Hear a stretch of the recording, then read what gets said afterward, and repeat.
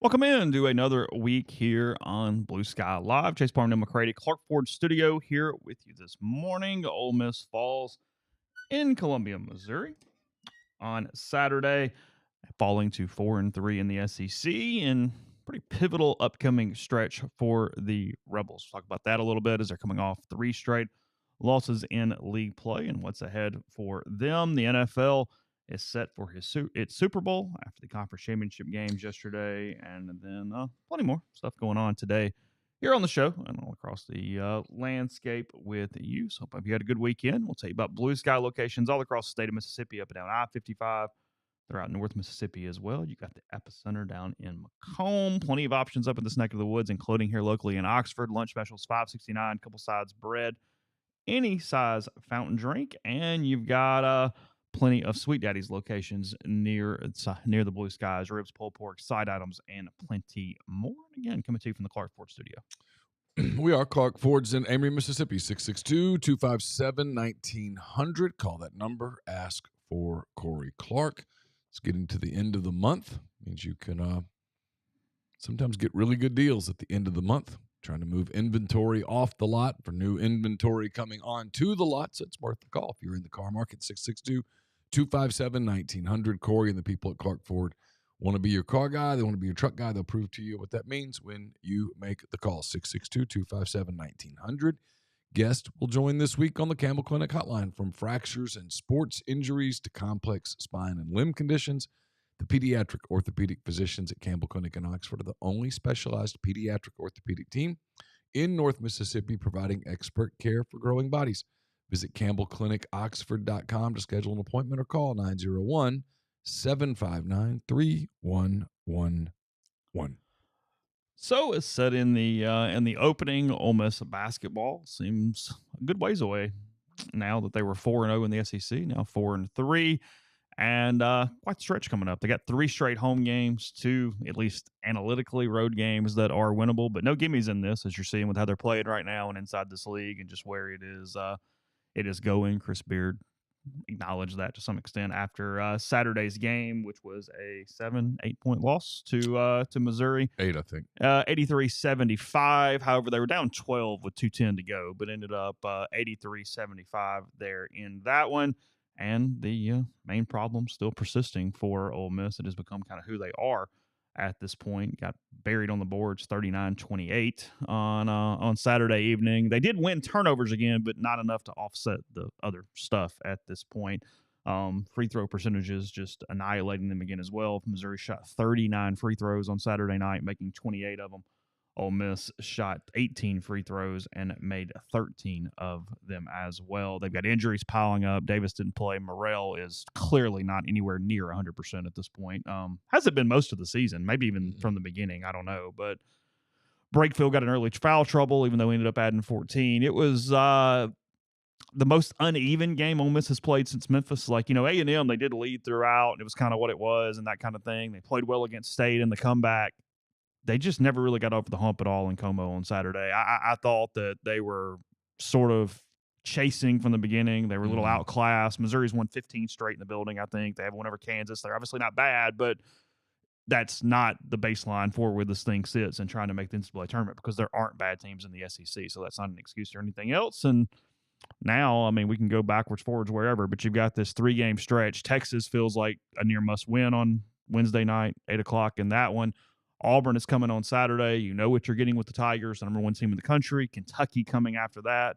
South Carolina, LSU road trips after that. Again, 4 of the next 5 of the next 6, whatever it is, analytically, Ole Miss has really good chances to win. Ken Palm has them over 66% in all of those games, except for Kentucky and Auburn, obviously. However, not the way they're playing right now. You're always going to have these things, as you keep saying, not a Disney cruise around here, and it's absolutely not. But this is your gut check moment for Ole Miss as you move forward. Yeah, I think so. You pretty much covered it. That's the show. Enjoy. Yeah, thanks. See Have you a tomorrow. good day. Yeah, I mean, look, you know they're going to get beat on the boards most nights, and they did. You know that they're going to typically win turnovers, and they did. The The free throw thing was the first thing off Chris Beard's tongue after the game. But he was interesting. He said, we're going to have to change maybe what we do and who we do it with. I'm paraphrasing a little bit. When you just take a bunch of jumpers, and Ole Miss takes more non at the rim jumpers than pretty much anybody in the league. I think there's like 2 other teams that are shooting more of them than they do. You don't get to the free throw line. You're not going downhill. They don't have the cutters that I think they thought maybe they'd have. And some of that is Morrell's not healthy. Some of that is Davis is out. Some of that is Mikael Brown-Jones has been injured at times and I think hasn't been as effective as maybe they anticipated he would be. But they're not getting, and they don't have traditional post play at all. Right.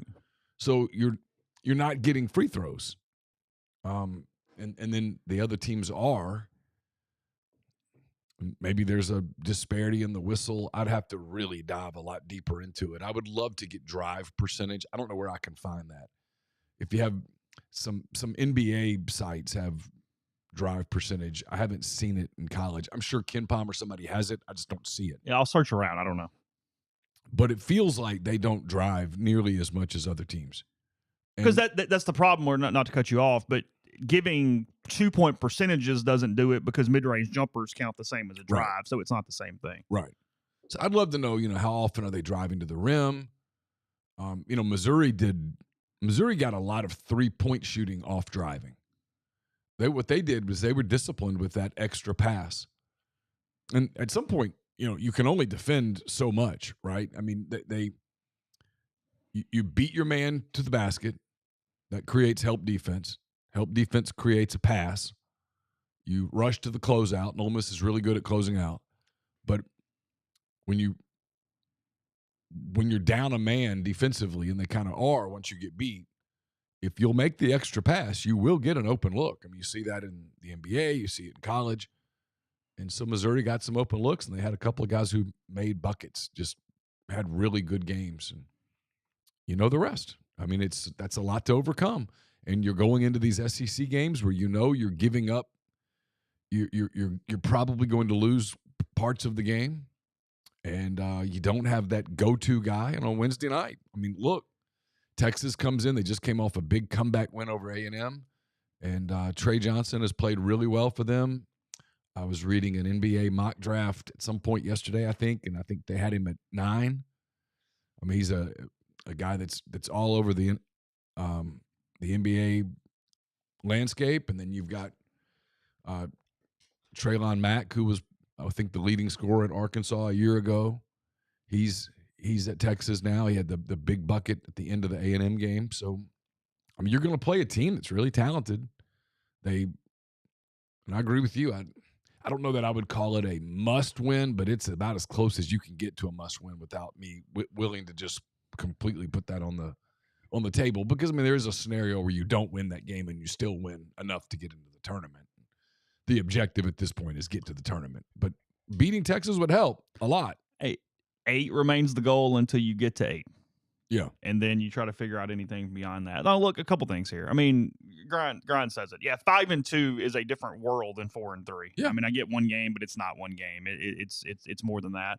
And A&M is what you look at on the week. That's the game you blew. You're up 6. Mm-hmm. You were up 6 points with like 1:30 to go or something, and you lost the game. They were up 8 with 2 minutes left. There you go. You got to win that game. Yeah. So the Missouri loss is what it is. You went to another arena and you got beat. That happens. You're not going to win a ton of road games in this league. I mean, it was Wednesday's night's the one that kicked you in the teeth. Yeah. I mean, Saturday was a coin toss analytically. Well, if you flip a coin, there's a decent chance you lose. I mean, if we flip a coin right now and you call heads and I call tails, I mean, about there's a chance. I mean, if it pops up tails, you can't go, well, son of a bitch, I can't believe that happened. If you have an answer here, but as you were talking, it's my one question, and I admit my basketball ignorance. You talked about it. Beard talked about it on this here podcast. Ole Miss played those first 4 games essentially even in rebounding. Why are they getting killed all of a sudden? What about it has changed where they were able to at least find a way to be close, and now they're just getting annihilated? Well, I mean, some of it is that stylistically, they played 3 teams that aren't great at rebounding either. I mean, Georgia's not a great rebounding team. LSU's not a great team, period. Arkansas is not a good team. None of those teams are just elite rebounding clubs. How they did what they did at Bama, I don't know. Could have easily won at Mississippi State. Look, I mean, that's why I'm being careful here with some of the people that are like, well, that's it, go to baseball. It's like, Ease up. ease up. I mean, they lost in overtime at State in a game they could have easily won. They lost on the last 20 seconds against Texas A&M in a game that they absolutely should have won, and they played okay Saturday against a good team that doesn't lose at home. So, I mean, they've stolen one and given one away. They're even right now. So, win on. And your Arkansas win will end up looking a little better because they suck in a way, but they have a pulse. They're all right. I mean, they win on Wednesday night, take a free shot against Auburn, and then you kind of need next week. And then you got to beat Kentucky next week. I mean, you're going to have to. But look, I mean, you knew this going in. You got to win the actual games. I mean, you can't just go, well, the net's going to be awesome. No, you got to win some games. But they're okay right now. They're in decent shape today. Win on Wednesday, and you're in good shape. Lose on Wednesday, and things start getting a little squirrely on you. Because the odds are you're not going to beat Auburn at home. I'm not saying you can't, but the odds are you won't. Kentucky's streaky. They've lost some road games. You could beat Kentucky. You'll have to play well to win at LSU. There won't be a gimme. You got to play well to beat South Carolina. Carolina's going to get somebody. Yeah, I mean, they're flirting with it. And, you got to win games. Got to go to Vanderbilt probably and try to get a win there. That's a hard place to go win. Kentucky. We'll get to that in a minute. Byington's doing a great job with that team, and that was a win they had to have, and they got it. Look, Wednesday night won't be a walk in the park. I'll get off my Disney cruise thing, but it won't be just a nice little stroll on the treadmill while you watch a Netflix show. I mean, it's going to be a little more intense than that. You're going to have to go win some games, or at some point you won't win enough and you won't get in. It's as simple as that. Texas coming off very similar to what Ole Miss dealt with against A&M. They did not lead in that game until the final 3 seconds against the Aggies in the midweek. They pull it out. They hit the shot. They do get that done. A&M blew a 22-point second-half lead. But in a lot of ways, that's the story of this league. I mean, there's not a lot of gimmies. And, A&M stole one and then gave one away, which is kind of how it works. Kind of par for the course. Yeah, I mean, I'm mentioning this stretch here. Ken Palm, as of today, has Ole Miss 21-10, 10-8. That's where they currently have them. Now they need to get healthy. I mean, at some point, Morrell's got to give them something. I don't know what the path looks like if he is just completely incapable throughout this season. And he played 37 minutes, but didn't do anything. No, but I mean, the fact that he's having to play 37 minutes tells you something. Yeah, they don't have the luxury right now of sitting him for 2 weeks. If that can even help. I don't even know where he's at or what's wrong or if there's something that gets better with a short amount of time. I have no idea. But you're looking at it here, they're giving Ole Miss a 72% chance of beating Texas on Wednesday. Feels about right. You can lose it 1 out of 3, 1 out of 4, but yeah, probably going to win. Auburn, 30% chance at home on Saturday. Auburn coming off the Tennessee win. We'll get to that in a minute. Kentucky, 61%, LSU, 63%, South Carolina, 67%, and State, 63%. There's your season. Yeah. Analytically, that lines up where you're projected to win every one of those games except one, and how many do you actually pull off? Because after that, no cake. At Vanderbilt, at Auburn, Oklahoma at home, Tennessee at home, Florida away. You better hibernate and stockpile these things, little guys. Like, it's a hell of a tough close there to finish when you're looking at this situation. So, look, net's fine. Net's 21 this morning, 20, something like that. Ken Palm's 20, I think. It's all cool. Yeah, but they were 21 yesterday. Yeah, so good enough. Yeah. But margin's gone. You had a very comfortable margin, and it's gone. Yeah.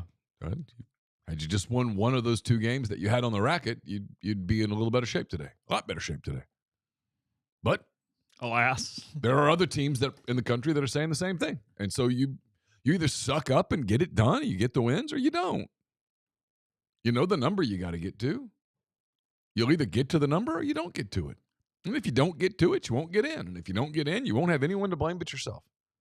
And if you do get in, you You take a shot at that point. I mean, assuming that we're right at 8. I mean, that and not getting in would require a 3-14. That's what I'm saying. A 3-11 close. Yeah, that's what I'm saying. So if you go 3-11 down the stretch, it's kind of on you. 3-8 now.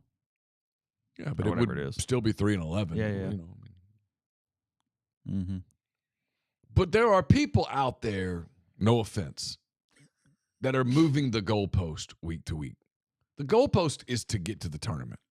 Now, you can listen to him talk about 6 games in 3 weekends. He's doing program speak at that point. That's not a criticism. That's just program speak. But if you think this team's winning the national championship, that's on you.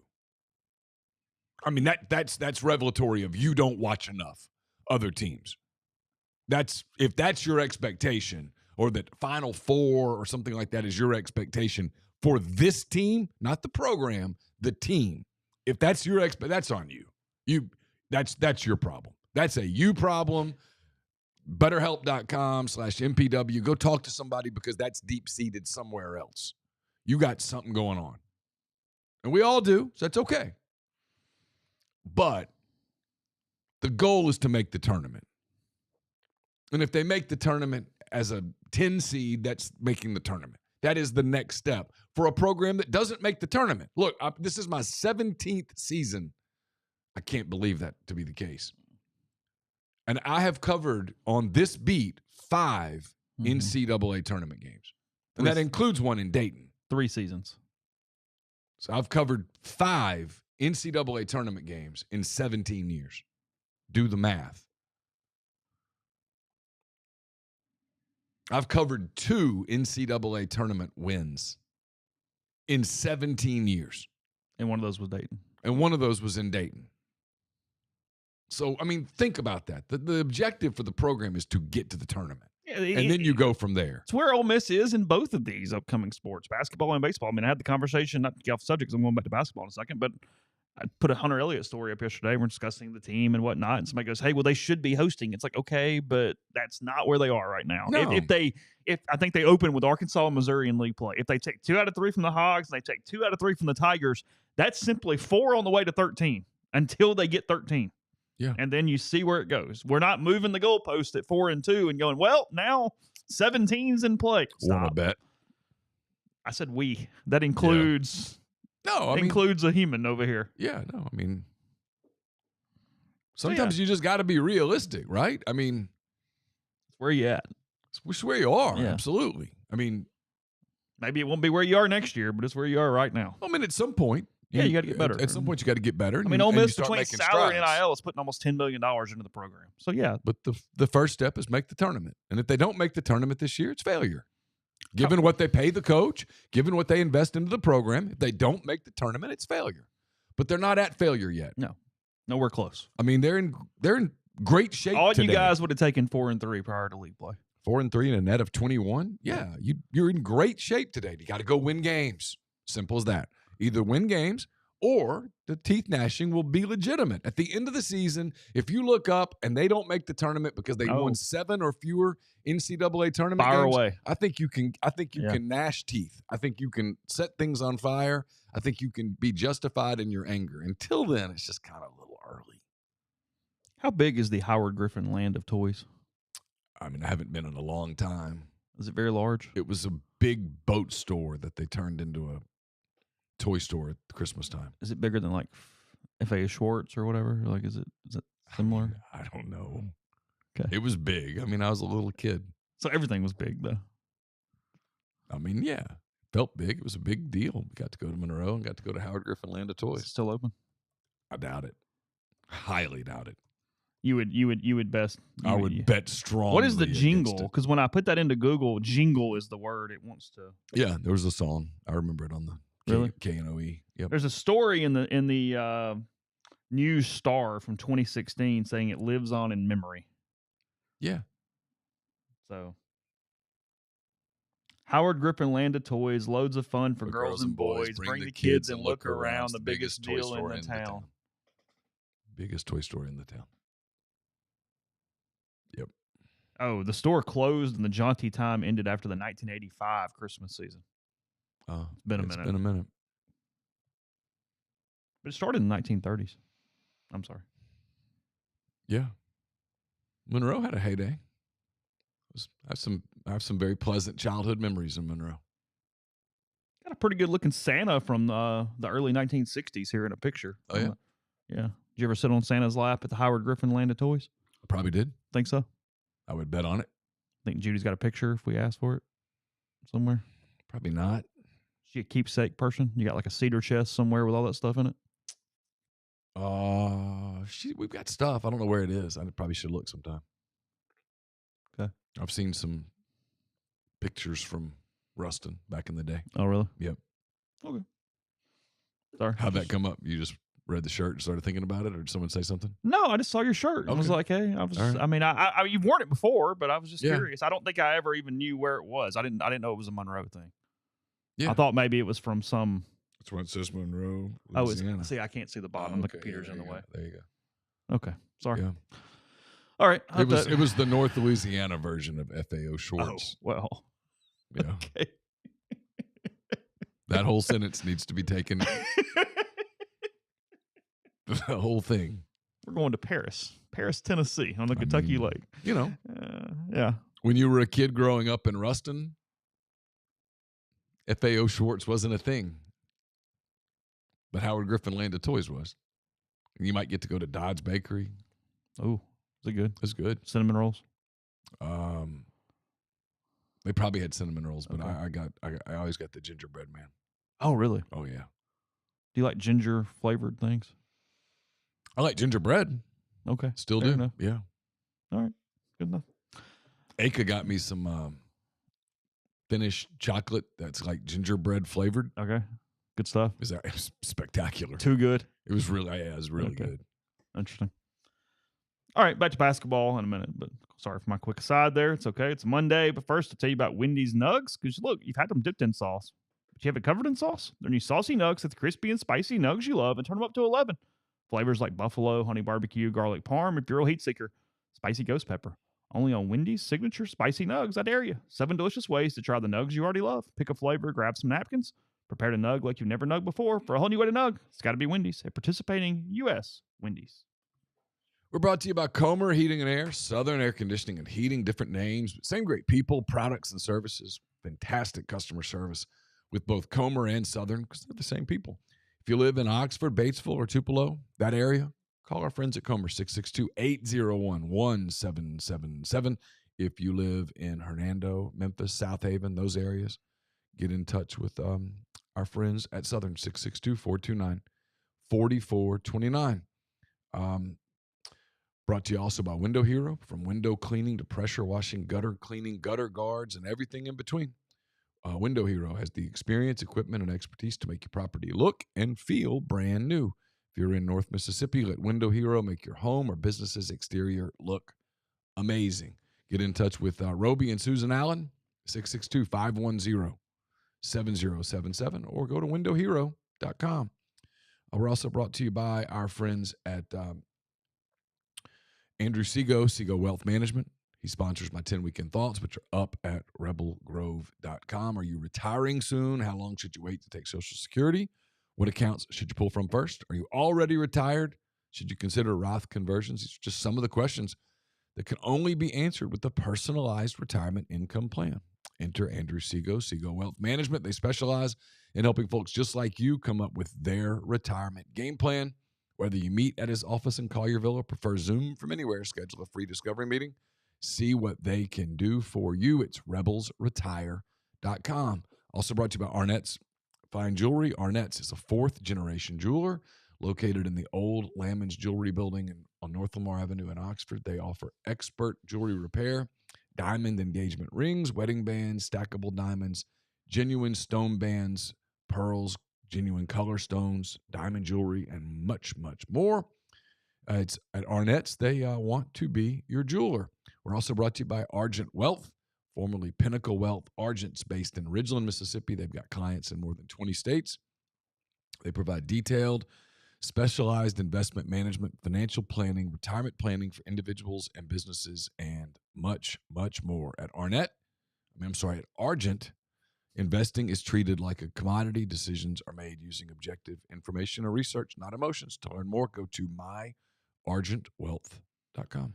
The Declaration of Independence Center for the Study of American Freedom. It's on the Ole Miss campus. They aim to explore and examine the fundamental and founding principles of the United States of America. They offer an academic minor in freedom studies, scholarship opportunities for Ole Miss students. They have networking potential. They have events throughout the semester, including most weeks. To learn more, you contact Rankin Shirley at freedom@olemiss.edu or visit independence.olemiss.edu. Looking around the league from Saturday, mentioned Ole Miss and Missouri 83-75. Tigers over the Rebels. Missouri now really in good shape, 16-4, 5-2 a year after being absolutely dreadful inside the SEC. Winless last year? Or close? Feels like that might be right. And then really good game, close game, hell of a rock fight. Auburn 53, Tennessee 51 Saturday night from Neville there on the Plains.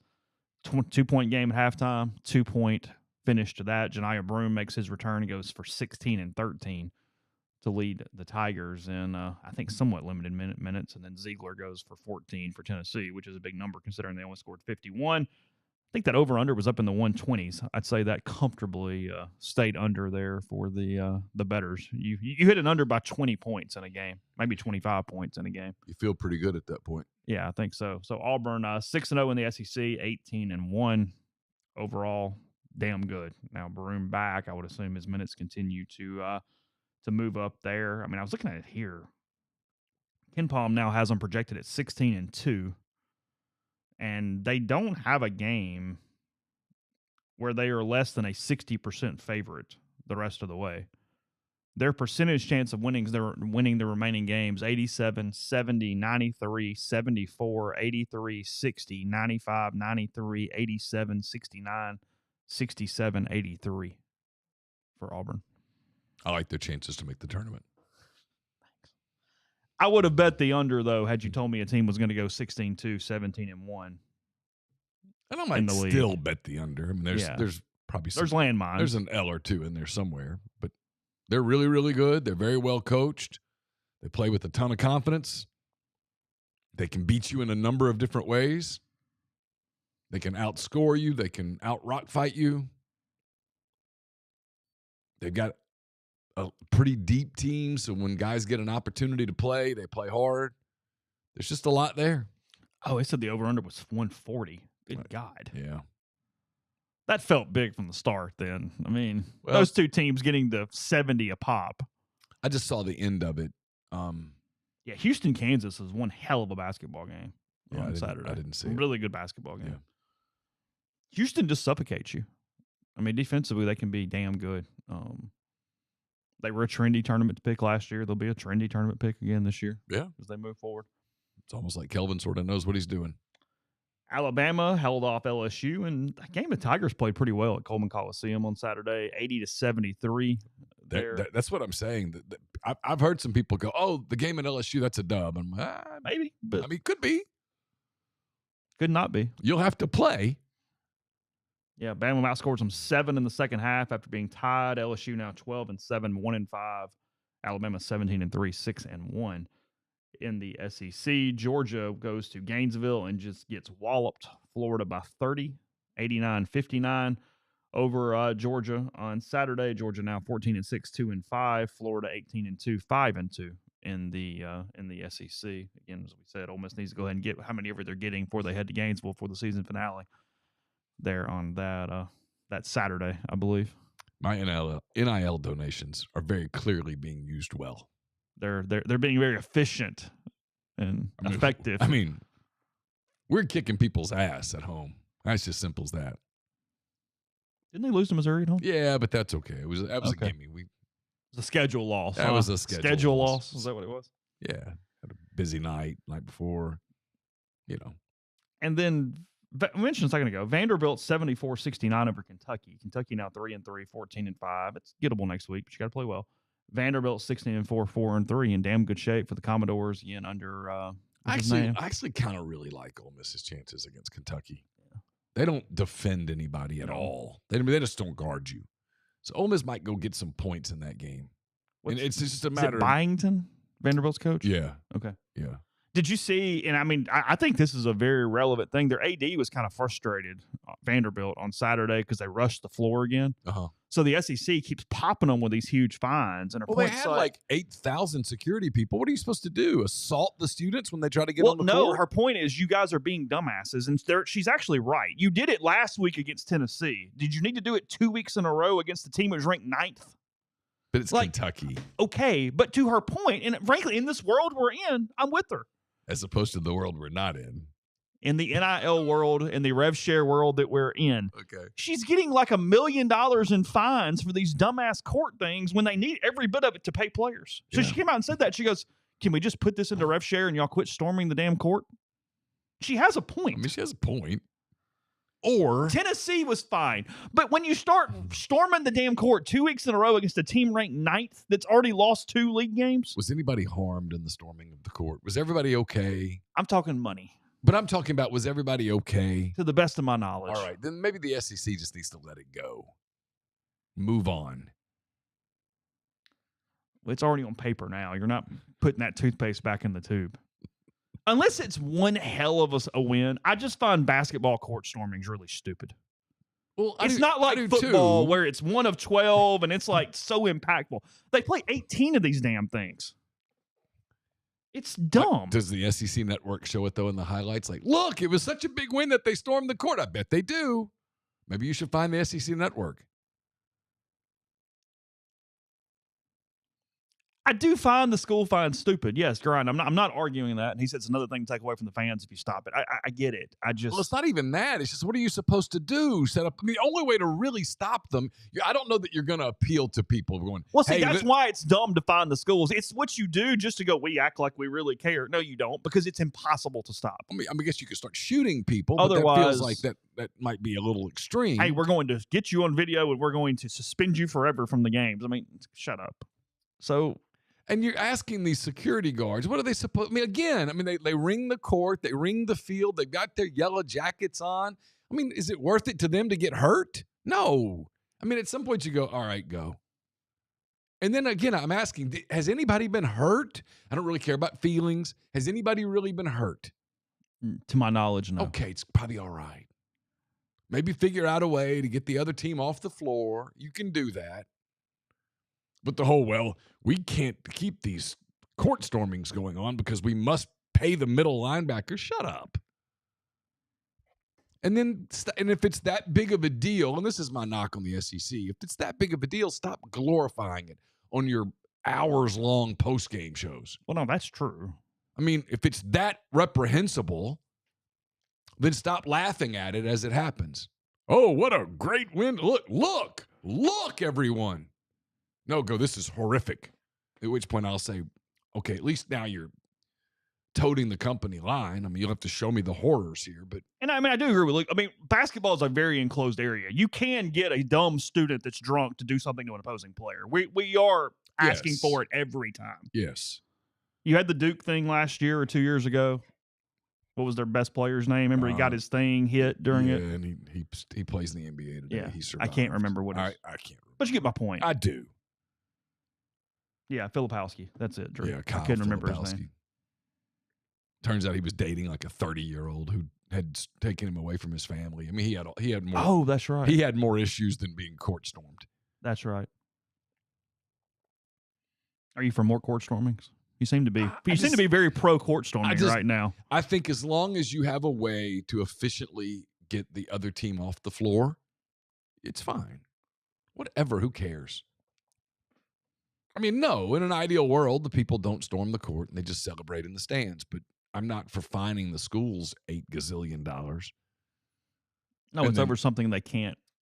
Because, listen, last year, every time I saw a field storming, at the end of the game, the next day, there were thousands of photos and the schools are selling the goalpost and stop. If it's that horrible. Well, you got to pay for the fine. Okay. I mean, see? Then do a GoFundMe and raise the money for the stupid fine. Where does the fine money go? Do they have like a big party in Destin or something? I did kind of wonder that. What does the SEC do with it? I mean, Does it pay for their scholarships or something? I mean, maybe. Does it go to some sort of a charitable thing, or is it one hell of a shindig in Destin? All the best tequila. I mean, what's the deal? A lot of Royal Reds. I mean, yeah, just feels like caviar for everyone. Just feels like there's better ways. That's all. Okay. I'm having a hard time getting super worked up about court stormings.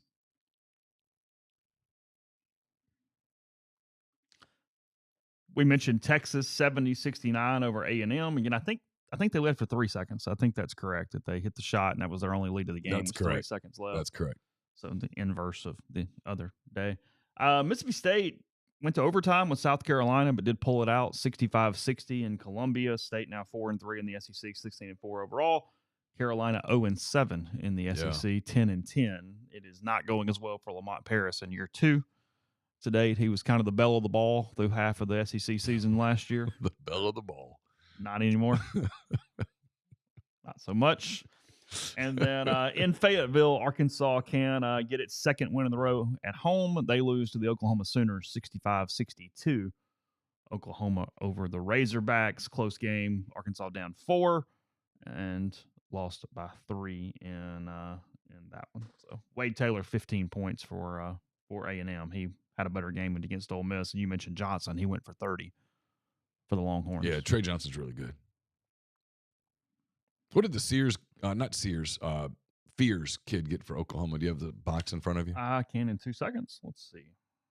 He's an enigmatic player. He played 32 minutes. He went 4 of 8 from the field, 1 of 1 for 3, 7 of 7 from the stripe, and had 16 points. How many assists? 3. Okay. You get any boards? 3 assists, 2 turnovers, 5 total boards. Okay. You of interest? Yeah, some people like him. I've watched him some, and I can't decide whether I really like him or not. He's like a 6'4" point guard. I don't know. I see him in some pretty high up in some mocks, and then I watch him, and I'm like, I don't get it. Ken Palm has Texas projected 19-12, 8-10 on the year. I would get him in. I think they'd get in. They have the 48th offense, the 46th defense. Their offensive turnover percentage is very good. They are 16th nationally in offensive lack of turnovers, so they don't give it away either. So they're looking for your key on that. And then they have been very, very, very, very lucky. They have the number 3 opposing free throw percentage in the country. Teams keep missing free throws against them and giving them every opportunity to win games to date. So just something to keep in mind as the thing runs through there. They're 16 nationally in steals. Offensively, they really protect the basketball. So Ole Miss might not have that level of advantage. They also don't rebound much like the Rebels. They are 205th nationally in offensive rebounding. Oh, well, there's an opening for you. And they're 181st in giving up offensive rebounds. So somebody gets to win rebounding. Battle of weaknesses. Yeah, somebody gets to. 2 weaknesses, something has to give. Someone's got to get the rebounds. It's like when you watch a really bad team, you're like, someone's got to get their points. Yeah, I'm sure. I mean, back to this one quick. I'm sure fans get hurt all the time in field stormings. I mean, there's no doubt. I'm having a hard time blaming anybody but the person who stormed the field in that moment. Yeah. I'm not being ass. No. I'm just saying. I'm not advocating for, hey, let's go have more court stormings. I don't know. Sounds like I'm just saying. I mean, I just think they're impossible to administrate. I guess you could tell people you can't come to the games.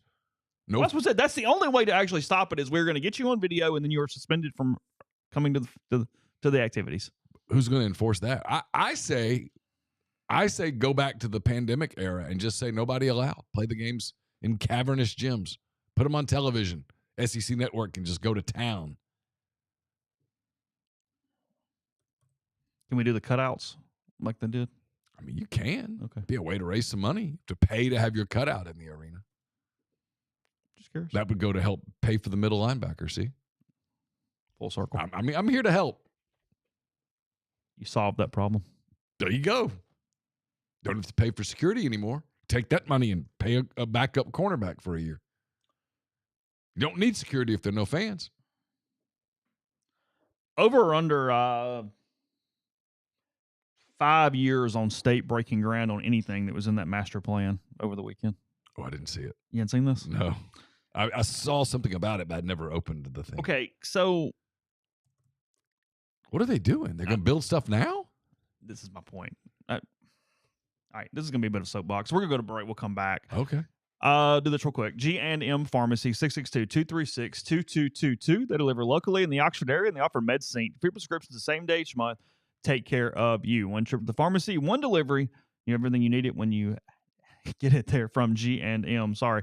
Also easy to transfer your medications. One phone call, they take care of the rest. So whether it's Holly Springs or Oxford, that's 662-236-2222. I'm looking forward to the soapbox. Maybe not a soapbox, but you said soapbox. Go ahead. You said soapbox.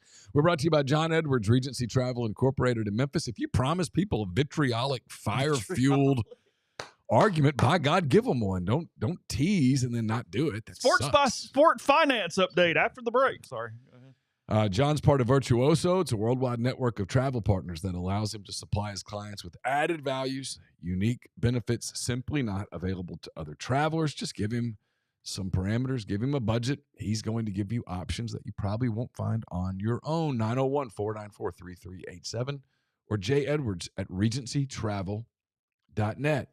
Get the beautiful, healthy smile you deserve at Corinth Dental. Dr. Bubba McQueen, Dr. Jenny Beth Hendrick are devoted to restoring and enhancing the natural beauty of your smile using conservative, state-of-the-art procedures that will result in a beautiful, long-lasting smile. From routine checkups to advanced treatment, including implants and Invisalign, Corinth Dental is here to help you achieve your smile goals.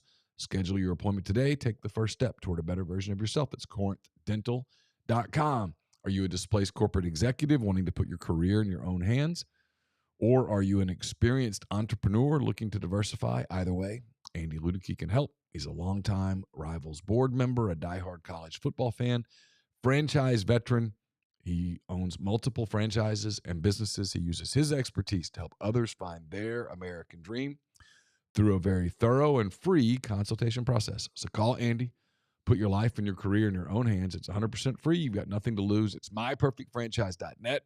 Andy at myperfectfranchise.net or 404-973-9901. And before we get to Chase's rant, open a beer. It's early, but if you're going to open one before the big rant, I suggest Parish Brewing Company based out of Broussard, Louisiana. They've got Dr. Juice, Ghost in the Machine, Envy, so much. If you're looking for a beer at your favorite bar, at your favorite restaurant, at your grocery store, look for Parish Brewing Company. You will not be disappointed.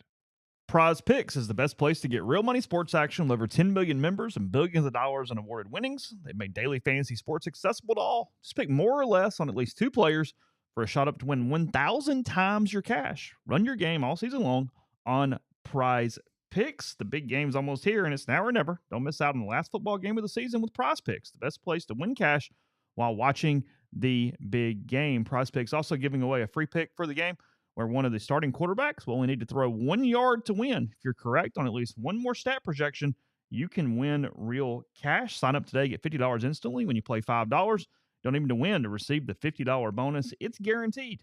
So if you think Patrick Mahomes, if you think Jalen Hurts going to have more than 250 passing yards, think A.J. Brown's going to have over a certain number of yards receiving, you will win money there or immediately.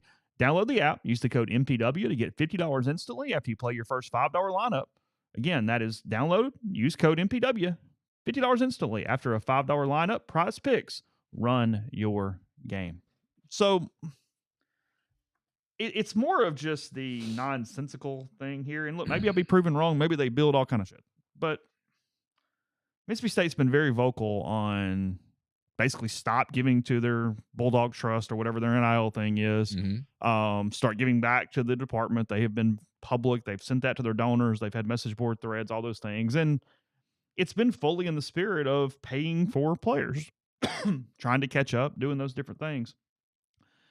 It's a PR move, and it's one every school does. I'm not even really singling out Mississippi State here. When you see 10-year master plans, It's a bunch of stuff that's not getting built, and if it does get built, it's not going to look like that. It's basically like, hey, if we could just have pie in the sky in the perfect world, It's what politicians here's do. what we would do over the course of the next decade. Look how cool this architecture thing is that we paid $75,000 to design. If we'll implement this policy in 50 years, Yes.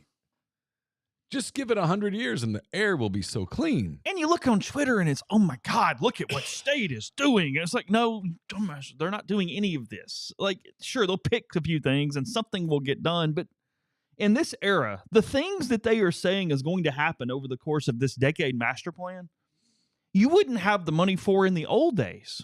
Nevertheless, now when you're trying to do this $20.5 million and whatever the hell comes or doesn't come out of maybe they know something we don't know. maybe all, and I got something on that in a minute I'll get to. Oh.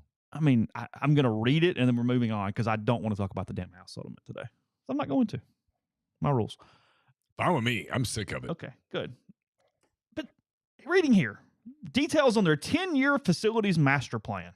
Think of the amount of money this would cost, and when you're trying to put $20.5 million into your freaking athletic budget, which, by the way, is already running in a deficit, and by the way, already is $50 million less than Ole Miss is spending on their athletic budget each year. Okay. Basic math. I just read spreadsheets. Just tell me the damn master plan. What are they doing? People get mad at me for reading spreadsheets and just posting the information, but that's all I'm doing. What are we building? Every damn thing. Well, let's talk about it. For Davis Wade Stadium, that's the football stadium. Yeah. The Bulldogs intend to replace the entire west side lower bowl and reconstruct the south end zone. Well, I know how much Ole Miss was going to take to pay for that bad boy, so I'm going to assume it's very similar. Awesome. That's going to look so good. On the west side, new suites would be added while the press box is moved to the other side. A new concourse is planned on the east side, along with upgrades to suites. They're going to move the whole press box? The whole damn thing to the other side. Cool. So they got to build a new one. Unless you're just going to unhook it and switch it over there. I don't know. But, yeah, I'm assuming a new one. Feels like a big move. That's a lot. It does. The south end zone would include the MSU locker room, new suite-style seating, a recruiting space, and loft apartments with a parking garage. Hell yeah. That's football. Okay. Duty Noble Field, which already is the number one baseball stadium in the country. I was going to say, it's pretty new, right? It's brand freaking new. Yeah, it's nice. Okay. What are we doing there? Upgrade, well, except for media seating. You can't see except from like 3 seats in the place. Man, nobody cares about the damn media. And whatever site that is that like Steve and all them work for, they get like 9 seats. So basically that one site takes up every seat you can see from. Nobody else can see anywhere. Their upgrade includes new suites, a widened concourse, additional loft building in left field. So we're building an apartment complex. I thought they already had one in left An field. additional one. Another one. Okay. Was the first one been that successful? I don't know. Can't you only stay in them though when there's an event going on? Haven't we talked about this? Yeah. You can't like stay. I don't think you can like rent them out and live in them 365. I think you simply just that feels like get access on days of games. Someone's gonna have to explain to me how that works financially. For the person paying for it doesn't seem to, but nonetheless, yes. Just right. And then a party deck in center field. Hell yeah. Who doesn't want a party deck in center field? Also, a restaurant that is open all year is planned for right field. So hold on. I can go eat in the restaurant, but I can't go stay in the place I'm paying for and left. Okay. But you can, on your way there, you can stop at the party deck. What's at the party deck on a day where there's not a game, however? A party. Okay. It's a deck. Meanwhile, proposals for who doesn't like a great deck? I'm not done. We got more crawfish. coming. Meanwhile, proposals for Humphrey Coliseum include an evaluation of the student section location, which is currently in the northeast corner. Okay, whatever. You can do that. That's fine, sure. They would also like to update the sound and video systems. Okay, you can do that even. Okay. Other enhancements include replacing the artificial turf at the Palmero Center. That's $1 million, but it's fine. You can get that done. Okay. An indoor practice facility for football and baseball. I thought they already had an indoor practice I guess facility. they're saying the Palmero Center is that. Unless they were doing something else. I don't know. It's not written very well. Okay, no. They're adding a new video board and a shade structure over seats at MSU softball at Nuz Park. Why? I don't know. Adding 500 to 1,000 seats at the MSU soccer field and clubhouse, and also adding a viewing deck. For soccer? That's correct.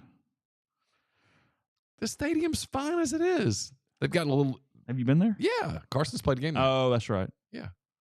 Well, they're adding 500 to 1,000 seats and a viewing deck. It's a nice facility. But come on. Are they getting crowds to support that? Or are they going to be adding men's soccer? Because if you want crowds, you're going to have to go to the men's game. because it's better. It just is. I'm sorry. Call me a sexist. I mean, I'm not the one that's putting out all these damn numbers on the internet like Parham here. So when you come after me for being a sexist, no, it's right there. I'm not the one talking about which program lost $8 million. That's him, not me. I'm simply saying men's soccer is aesthetically a better game. That's it. That's the extent of it. So don't label me the misogynist or whatever. It's him. Over 10 years, what the hell would this cost? $80 bazillion. I mean, and again, I saw on Twitter, well, when you're at places with money like us, we just do this and NIL. It's like, are you taking crazy pills? I mean, clearly. I mean, a hand-raised guy in the room in Starkville would have just gone, this is stupid. Like, you guys are idiots. But it'll give them 6 months of great press, and then we'll all just move on and forget it, and nobody does anything. See, I would be the guy, if I was covering them, going, this is a waste. I mean, in today's market, where you don't know where anything's going, why? I wouldn't sink 1 cent into softball, or I'm not sure I'd sink it into anything right now. I mean, you'd have to, like, somebody would have to come to me with, like, hey, I just visited the future, and this is what it looks like. And I'd have to feel pretty good about it. I'm not putting money into stadiums right now. Clarion Ledger, the 145-page document includes project plans for 15 buildings across campus, including renovations to Davis Wade, Leo Seal Football Complex, Humphrey Coliseum, and Dudy Noble. In conjunction, Zach Selman said in a news release the department received 40 major gift commitments in December, while its annual average is 60. Later Friday, the Bulldogs announced they received $2 million from Bo and Nikki McInnes. Well, that'll pay for like... How much did Bo and Nikki give? $2 million. $2 million. Shit, you could almost buy an offensive tackle for that. I mean, close. I can get like 1.5 Micah Pettises for $2 million. Not quite 1.5, but yeah, you get one, and then go buy an average offensive guard to be a backup. I'd have some change left over. Yeah, and that'd be for the seasons. I feel like you feel so good. So what are Bo and Nikki giving the money for? They're just giving it in general. Kind of, hey, kickstart this bad boy. I don't know. I did not read. I actually pulled it up. Zach Selman did like a letter to the fans, and I pulled it up, but it was incredibly long, and my attention span didn't stay with it. I just kind of skimmed it and then moved on to whatever else I was doing at that point. I'm part of the problem. We don't read lengthy things. And I went, nah, I'm good. It's fine.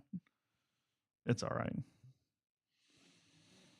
Austin says South Carolina is a standard of women's basketball. Thanks for Super Chat. It's been the standard for a decade. Even they can't break even. They lose money. Yeah, I mean, here we go. Neal Star. I wasn't even going here today. Here we go. Every women's basketball program in the country, except for maybe UConn, I do not know, loses money.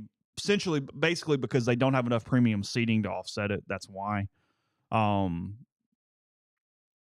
I mean, I saw another super chat up there. Thanks for whoever said, can we talk about the percentage of revenue that goes to salary? I don't want to. I'm good. I'll have more content at rebelgrove.com as time goes on. I know. I'm not doing it today. What are you doing? I'm just going to play with fire for a minute. Oh. You kind of a pyro? Did you like light stuff on fire as a kid and stuff? Listen, I'm not deflecting from this. I'm not having a conversation regarding that. You're the one doing it. You didn't just like for fun light stuff on fire as a kid? No. What's on your Matchbox?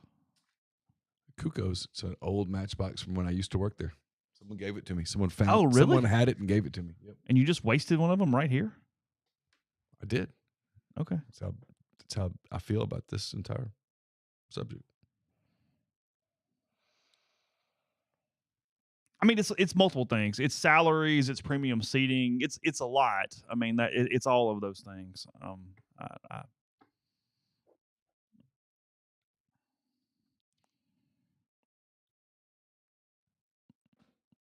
we go. Keep going.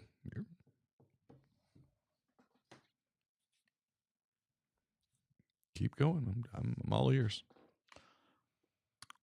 I'm looking for my house settlement thing because I'd rather talk about that right now than this. If we're just being completely honest. What happened with the house settlement?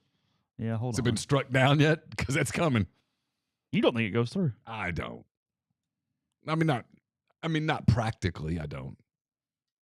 Hate this story. Just despise this whole topic. Yeah, TV contract's bad too. I guess there's a lot of reasons why. Now that I'm saying this, the travel is less than the men's. I looked at the comparison the other day. Yes, actually this morning I pulled it up, but I couldn't see much difference in the way things like that were spent. All right, Claudia Wilkin, who is the judge over all this circus, said last week she received objections to the house settlement from Stanford football student athlete David Chasm something and Temple gymnast Emma Rutherford. Both, according to Sportico's Michael McCann, offered detailed rebukes and both wished to raise their arguments when Wilkin holds a fairness hearing on April 7th. That was the actual news. The fairness hearing is on April 7th, which a lot of legal minds have said will be when we really know what's going on because you rule whether having a side that is apparently benefiting in a settlement not actually being at the table for the settlement goes through or does not go through at that point. So whether it's that's the fair. first time I saw April 7th. Okay. All right. The fairness hearing will be to assess if the settlement is, quote, fair, reasonable, and adequate to class members. The walk-on says that he objects to the settlement's limiting recovery to full grant and aid players as part of the settlement for football and men's basketball's class. He argues that his experience playing football, including time spent on practices, training, attending meetings, and satisfying athletic and academic standards, resembled the experiences of his teammates. He played in games that were broadcast on TV, and his NIL was used. He also notes that some of his teammates who were on scholarship played less than him, yet they are class members.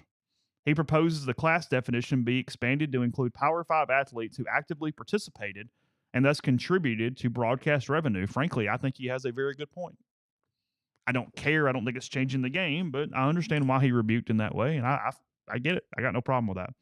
Her objection involves roster limits, and she contends that thousands of D1 student athletes will be irreparably harmed because their schools will be forced to cut them from their current teams. As objections continue, McCann shares the reminder that the settlement doesn't have to be perfect in order to gain approval. The relevant benchmark is simply to determine whether the settlement is reasonable and adequately addresses the underlying issues that made the athletes sue in the first place. I don't know. But that was the news. April 7th is when the fairness hearing is coming aboard. She's a gymnast at Temple? Yeah. Okay. That's correct. Caroline went to a gymnastics meet in Fayetteville on Friday. She saw Livy Dunn. Did she? She did. Did Livy compete? She did compete, but Okay. only in like one Discipline? One discipline. Okay. And I'm not sure which one. Okay. She said she was not one of the better ones. Yeah, I knew that. I mean, again, not to get on the scope, but I mean, I see it over here. I mean, no, I do think you're going to have a ton of cut sports over Of course. making sure that 1.9% of the athletes are taken care of. I mean, it is. Of It's course. ridiculous. So Yeah, I mean, common sense. Okay. Or, and I think this may be happening to some degree already. What's that? Very small. What's that? People start going, hey, this market's silly. Let's fix it. This is stupid. I do think that this is stupid thought is becoming A little more widespread. Yes. I mean, someone in intercollegiate athletics who has seen books referred to it as dumb. Well, I mean, Ole Miss, I wrote the thing on the message board on Friday. They operated at about an $8 million deficit this past year, and now you're adding 20 for revenue sharing. So it's a $28 million change.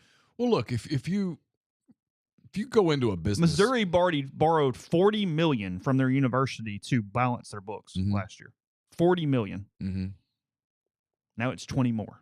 Go into a business, a big corporation. Pick one. I don't know, Coca-Cola. They've been operating a certain way for 100 years. And tell them, hey, we're going to completely change your business model. We're going to completely change it. Here we go. They're probably going to end up cutting some things.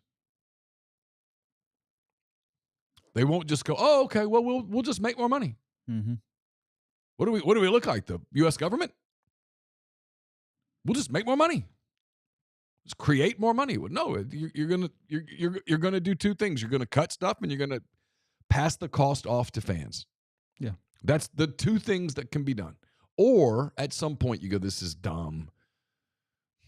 The backup linebacker doesn't need to be making $250,000 per season to play a college football season when his scholarship is also paid for and his room and board is paid for and he gets a stipend for this and a stipend for that. This is silly. Yeah. At some point, enough people go, this is silly, and that it actually becomes silly. Or they don't. Yeah. At which point you start cutting sports. And you take opportunities away from young people from a traditional model. And people can decide what matters to them. Yeah. I can't tell people what you should feel. I mean, I could, but it's not going to matter. So people are either going to react to this one way or the other over time. And it's still so new that no one's really had a chance to completely absorb the impacts of it. But they're about to, because ticket prices are going up everywhere. Parking prices are going up everywhere. You're going to start charging for things that in previous lifetimes. I mean, Lou's exactly right. You are completely eliminating the middle class from attending sporting events. Yes. At any regular rate. Yeah. Yes, that's what you're doing. Yeah. And so when you do that, I mean, you want the life lesson here? If you take something away from people over time, they will stop caring about it. 100%. And then down the road, those people won't be fans, which means their kids probably won't be fans. And at some point, you sort of become just this corporate thing. Mm-hmm. And if that's what you want, fine. You'll get it. If it's not, you're going to have to fix some of this because the damn system wasn't built for this. And you asked it in 4 years to just change. Yeah. And while there's some really smart people in athletic departments, and there's some really smart people who really understand accounting and things like that as running the financial arms of this, it's not possible to do what they're being asked to do without cutting.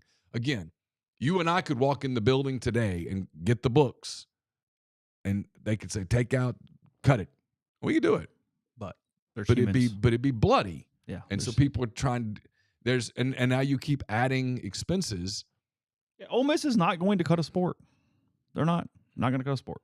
They will maintain every sport they are currently using. Yeah. As they should. But to come from up a book standpoint, yeah, you got to fix it somewhere. But if you have to come up with the money. Mm-hmm. What's the other day? You don't, unless a school can cut baseball, it doesn't make financial sense. You just don't save enough money to make it make sense. If you can cut baseball, okay. Save a shit ton of money anywhere in the country. Yeah. Because facility cost, everything is gone. Nobody else uses the field. And so down the road, people will. Yeah. Not at places like Ole Miss. Yeah, Ole Miss made $1 million in baseball. But Ole Miss paid for some other sport basically in baseball this year. But I got a thing from ULM today. Think about it. I did. I got a thing from ULM today about baseball. Something about they start on February the 14th and blah, blah, blah. And they had some pictures and stuff. And I thought, I wonder if 10 years from now, I mean, they're not making money on baseball. Now, I don't know how much they're losing. They're probably losing a little over $1 million a year. So at a place like that, a little over $1 million a year is real. Maybe more than that. I know I'm thinking about it. No, probably more closer to 2. So at some point you start going, is it really worth it?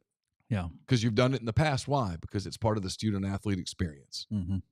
Yeah. Again, you cut men's tennis, you save $700,000. You should not cut a sport over $700,000. So.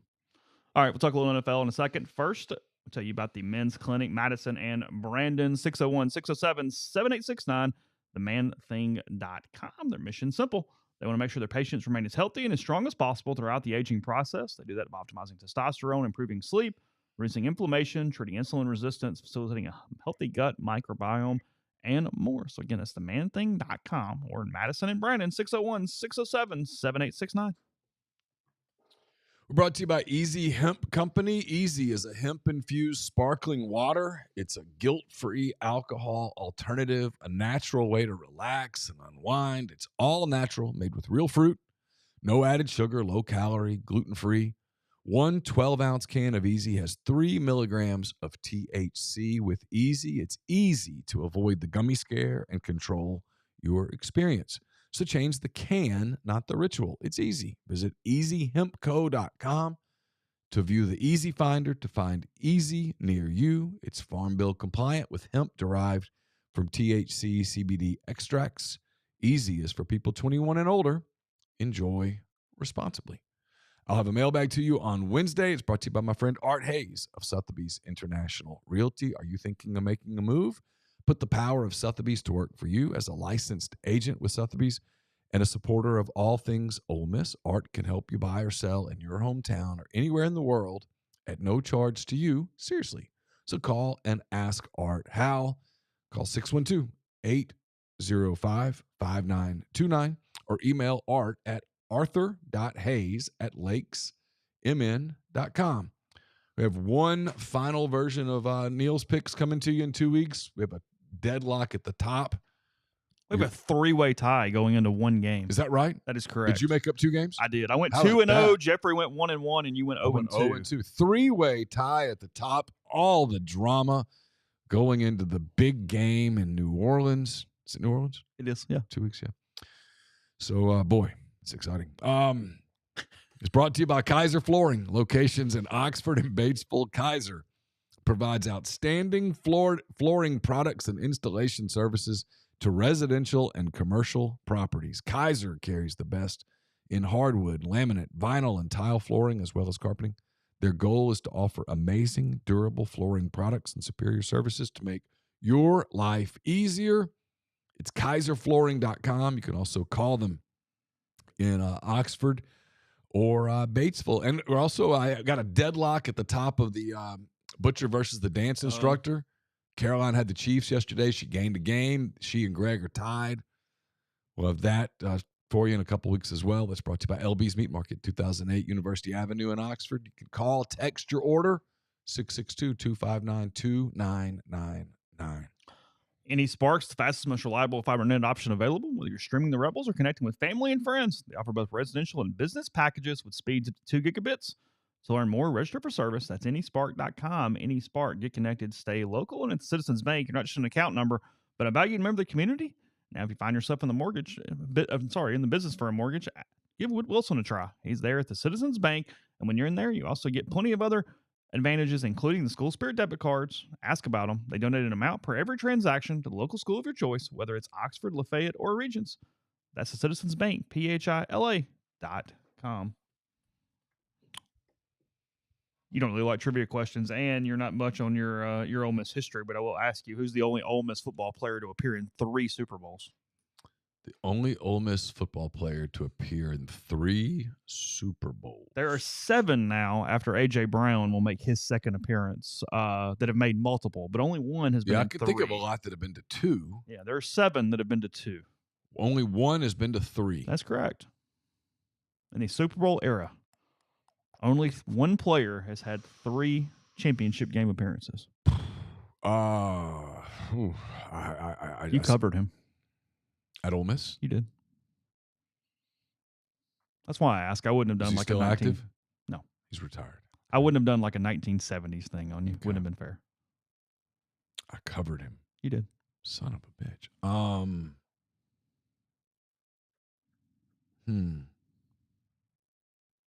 Oh, this is going to make me mad. I don't know. Let me tell you. Yeah. Brandon Bolden. Yeah, wouldn't have got it. Patriot. Yeah, makes 3 sense. times. Makes sense. Good for him. A.J. Brown joining the group to go to multiple now. Andrew Townsend, Willie Green, Eli Manning, Brandon Bolden, Nate Wayne, and Alan Brown are the 7 that are on that list. A couple of them did it for multiple teams, which is kind of interesting there. Eagles winning handedly yesterday, 55-23 over the Commanders. Still a hell of a year for Jaden Daniels in Yes. Washington. Philadelphia moving on in the route. Barkley goes 15 carries, 118 yards, and 3 touchdowns in that game. In the loss, Daniels 29 of 48, 255, and 1. And then Zach Ertz for Washington had a big day, 11 for 104, but had a very costly turnover. Washington turned it over 3 times.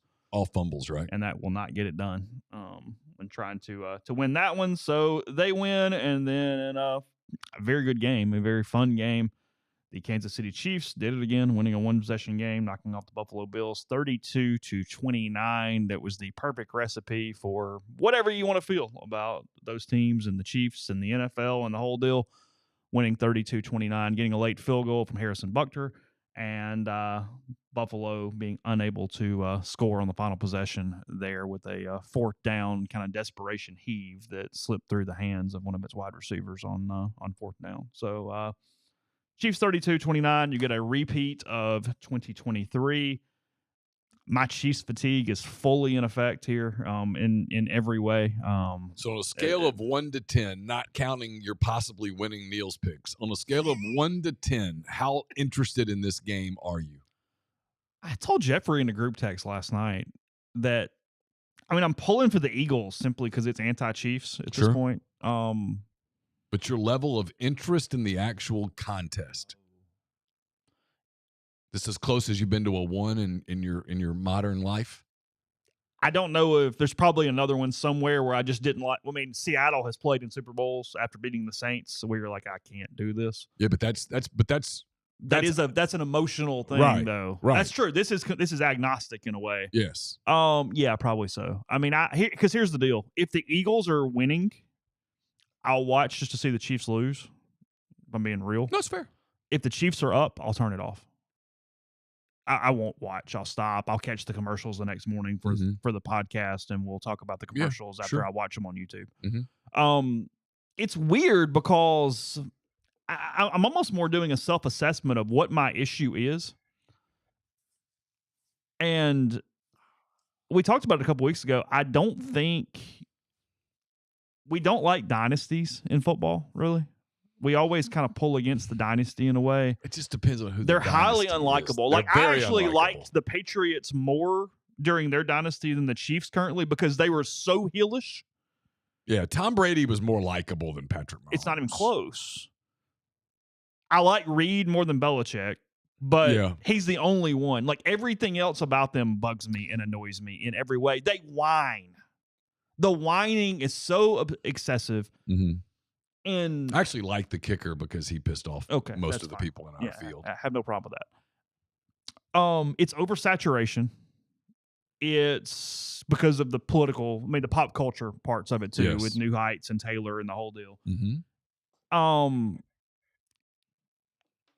And look, the last night the call was ripe for whichever way you want to argue it.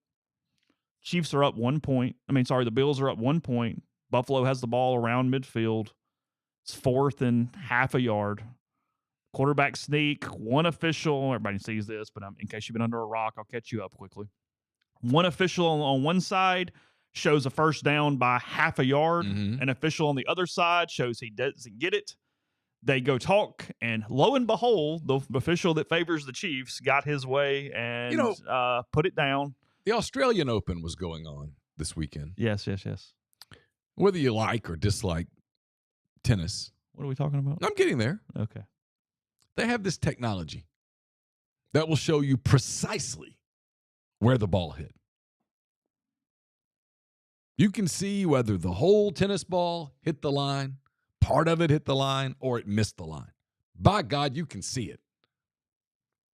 But in the NFL, with all the technology available, they can't tell you whether the football crossed the line to gain or not. Well, they don't because they don't want to. Because they have the money. It's there. I read a column from Nancy Armour this morning I agreed with. She was talking about this. Wow. Didn't have that on the bingo card. Whew. Hey, warn somebody first. Holy. Whew.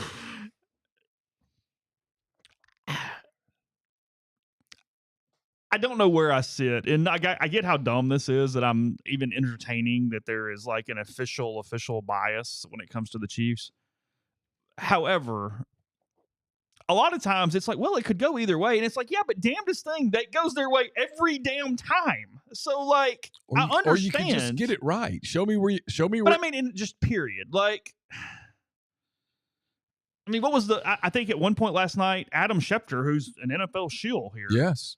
came out with the numbers and goes, hey, just FYI, during the playoffs, there have been 6 roughing the passers against Kansas City and 1 against their opponents.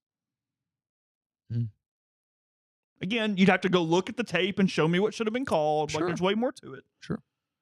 But there was nothing about that game last night where you went, yeah, if it's close. Because here's the thing I hate, and social media has done a little bit of this, and it drives me nuts, is, well, just don't leave any doubt. And it's like, well, they're damn good. So now I got to beat them by 20 to beat them?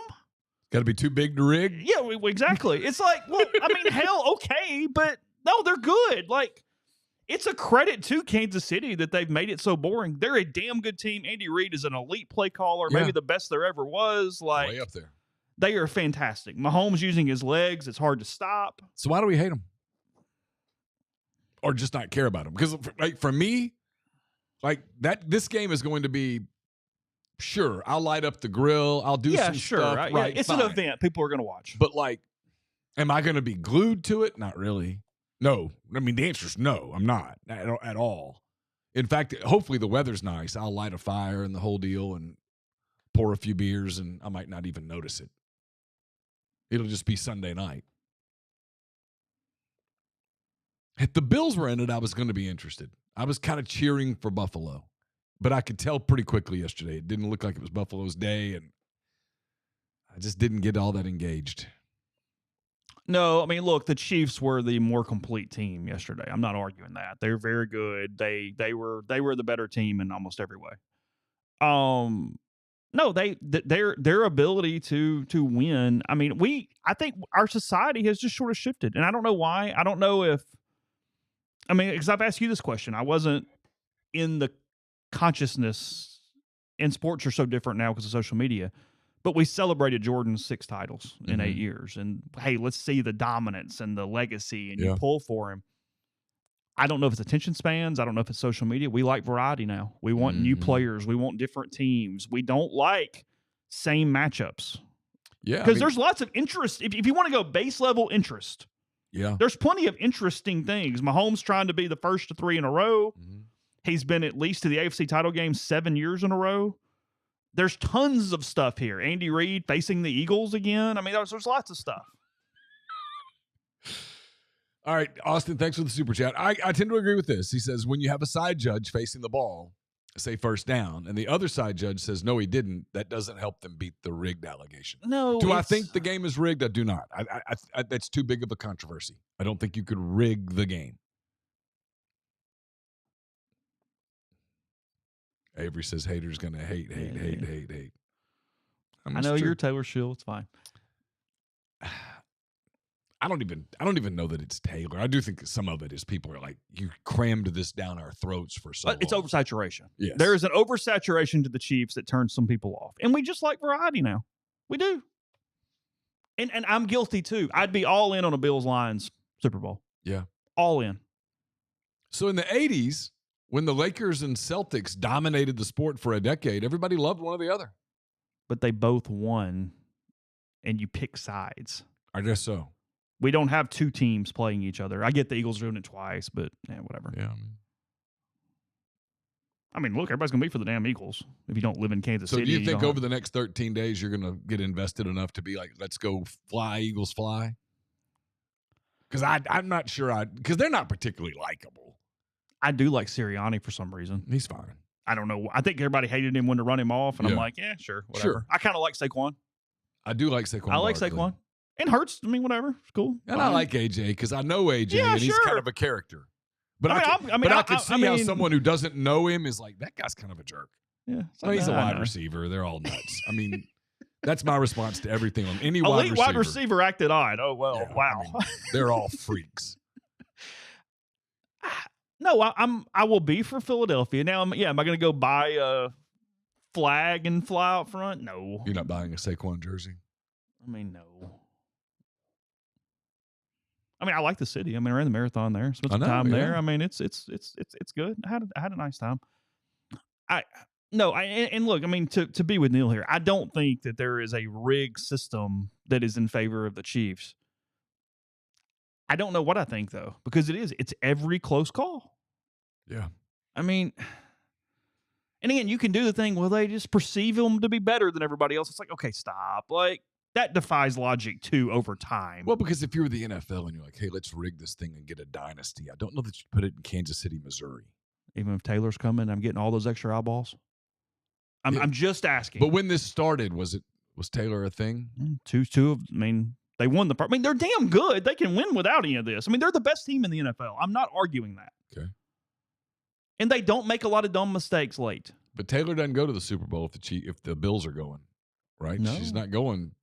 She's going to be there in her Chiefs jersey because Trav is going to be there. Sure. Just saying.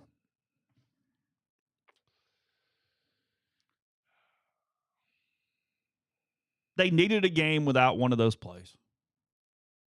And they didn't get it. Yeah. They needed a game without one of the... Because it's not that they get a ton more calls. It's they all happen in very critical situations. If you give the best team in the league and maybe one of the best, well, not maybe, one of the best quarterbacks ever, 3 extra possessions, they're going to win the games. Odds are. Ben says Chase goes to Philly. They go to the Super Bowl. Can you run in Vegas or Chicago next fall? I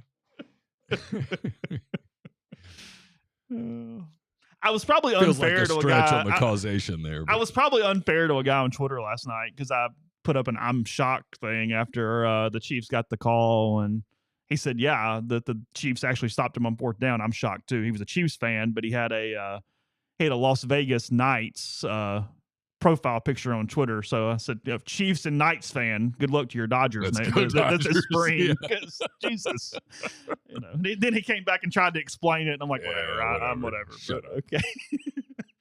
Hope your Celtics have a great spring. Those Cavaliers. Been with them for a minute. I don't know. I'm examining myself because I did. I was very, very... again, Buffalo is probably my favorite AFC team. They have been for years for whatever reason. I don't know. I like Detroit and I like Buffalo as far as 2 just random teams. I stand corrected about Taylor's wardrobe yesterday. Okay. She didn't wear a jersey. She wore full Louis Vuitton. Oh, okay. So got it. I stand corrected. But I was kind of annoyed. As soon as they didn't get the 4th down, I just turned the TV off. I didn't want to watch the end. I was done at that point. I was pretty hardcore anti-Chiefs last night. I think I legitimately was just sort of an emotional Bills fan a little bit, though. I do want Josh Allen to get the Super Bowl. I do like them. I watch them a good bit. It's become a thing. So we'll see. Rizzo knocked a glass of wine off the table onto the carpet, and after that, I wasn't particularly engaged. Did you get somehow out? That was my fault. Did you get the stain out? Yeah, Laura got it out. It was my fault. If it goes wrong, it's my fault. You know that.